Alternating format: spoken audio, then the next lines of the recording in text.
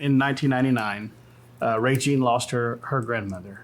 We had been going to a small church here in Granbury, and I felt the wanting to break away from God and the understanding of why did you take somebody that I love that much away from me. And so we spent several years sometimes with churches around.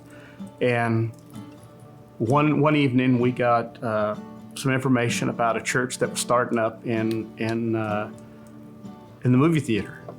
So I decided, you know what the heck, it's in a movie theater, cushion seats, why not? So we show up, and walking through the door, God spoke to me. The music, the ministry, the whole idea, I decided right then, this is where I want to be.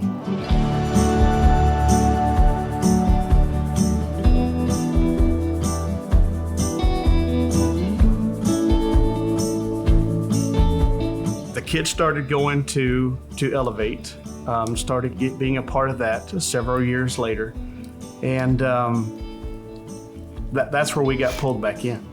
We were sitting there in church on Sunday, and I believe it was Josiah up there talking about, it was our first year they were going to take him to Camp at the Coast, and he had 350 kids trying to figure out how to get them fed.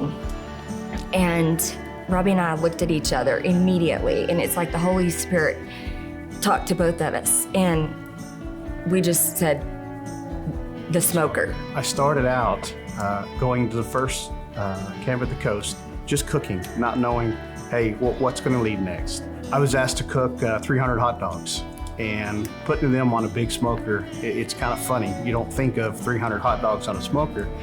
And we're sitting there, and my son says, Dad, they're kind of bland. They just have a smoke flavor. So I was like, well, let's put some of our family seasoning on it. We had no name for it at the time. It was just our family seasoning. And James Markham comes up and says, what is this you're putting on it? And I said, man, it's just our family seasoning. And he says, no, let's call it Steele Dust. So that's where the name came for Steele Dust, and it's catapulted us into where we're at now. So that's how we got started.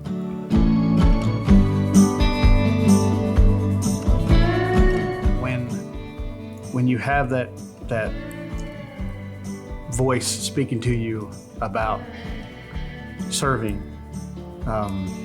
there's also going to be other voices and the devil just telling you can't do it. You think that you're so busy, like you have your kids. For women, it's so hard. We're doing so many things, and you're sitting there thinking, there's no way I can add one more thing to my plate. But if you could somehow just have the courage to get the negative voices out of your mind and just take that leap of faith, you will be blessed beyond means.